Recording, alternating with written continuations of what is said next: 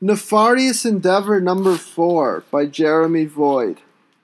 Judy slid a quarter into the juke. 2 quarters, 3, 4. She flipped a few dials, pushed a couple buttons. An upbeat synthesized drum beat thumped while Judy jerked her rump, methodically, to the rhythm, with the tapping of her left foot, her knee bending, her butt bumping.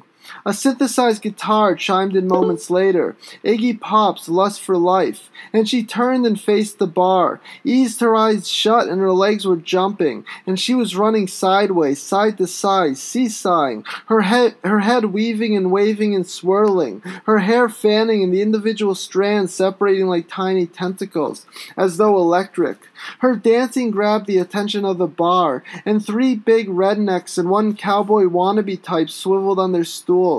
They were all cheering, leering. One even yelled, "Take off your clothes." Judy was an angel, her movements graceful and methodic and hot. She was lost. She didn't hear the redneck yell. To her, the cheering and chanting and ranting and raving came from the tune playing on the juke. She swirled, bobbed, dipped, and dropped to her knees, folding, her back almost touching the floor, her stomach bending, and she rose up and the show recommenced. Or did it ever stop?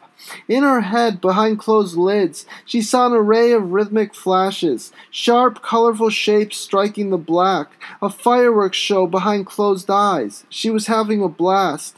The rednecks didn't exist. She was alone, alone, alone in her own head, in her own thoughts, lost in the music. It was all good, clean fun. So much fun, until she felt 5 fingers clench her butt. The gunshot was loud. Judy opened her eyes, and by her feet was a dead redneck, his head blown clean off, and at the bar sat the cowboy wannabe type pointing a sawed-off shotgun her way. He smiled. Her hands, with surreal speed, ripped 2 butterfly knives from her waistband, swirled them open and hurled them both simultaneously at one of the remaining rednecks. The 2 blades tore through each pec. A small 6-shooter hidden in Judy's boot. She fetched and fired, and the bullet sank between his eyes. Kev, her boyfriend, the killer cowboy, with a murderous grin, turned and squeezed the trigger. An onslaught of shrapnel ripped into the last redneck, and he hit the deck with a heavy thump.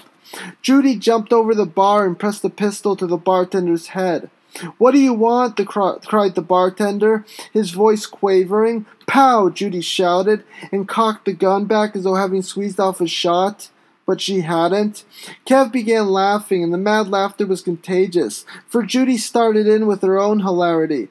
The bartender chuckled nervously. Judy lifted the pistol from his head, but then brought it down hard, and he stumbled, and the laughter rose, and Judy hit him with the pistol a second time. Again and again the pistol plummeted into his head, and the blows kept coming until the bartender dropped to the floor. He lay behind the bar, and Judy aimed the gun and fired.